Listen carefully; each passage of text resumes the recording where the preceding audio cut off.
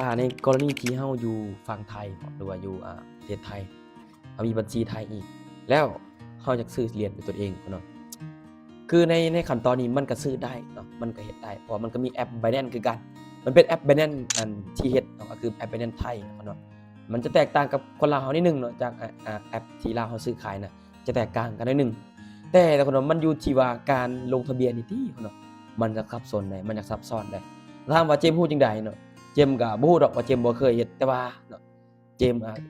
มีทีมงานอยู่ฝั่งไทยนะเจมส์ก็ถามโทรถามเพิ่นก็ว่ามันซับซ้อนแหน่เราต้องใช้เอกสารของที่ว่าเป็นของคนไทยน่ะคือของเพิ่นก็ใช้ของลุงป้าน้าอาเพิ่นให้มายืนยันตัวตนให้มันจั่งซื้อขายได้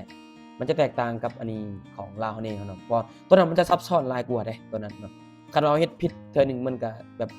มันต้องใช้เวลาท่าอีกประมาณบางทีก็3อาทิตย์พุ่นน่ะบางทีก็1อาทิตย์ก็แล้วแต่เขาเนาะแต่ว่ามันจะซับซ้อนแหน่คนมันต้องรายละเอียดแหน่ตัวนั้นในแอปของBinance ไทยเด้อเพิ่นเด้อมันจะซับซ้อนนิดหนึ่งเด้อแต่เราก็ซื้อได้แต่สำหรับคนใดที่อยากรู้ก็ลองไปศึกษาเบิ่งเติมเดี๋ยวเจมส์จะหาข้อมูลมาให้เด้อสำหรับคนที่อยู่ฝั่งไทยแล้วอยากซื้อขายด้วยตนเองเดี๋ยวเจมส์จะหาข้อมูลมาเฮ็ดคลิปให้เบิ่งโอเคเนาะทุกคนเนาะสรุปแล้วก็ซื้อได้แต่เราต้องเฮ็ดให้มันถูกตามขั้นตอนของอ่าระบบมันก่อนเนาะ โอเคครับเนาะถ้าว่าคลิปนี้เป็นประโยชน์ก็อย่าลืมกดติดตามให้เจมส์จีสุดหล่อแหน่เพื่อจะบ่พลาดความรู้ดีๆเดี๋ยวคลิปหน้าเดี๋ยวเจมส์จะหาข้อมูลแล้วมาเฮ็ดให้เด้อโอเคครับเนาะ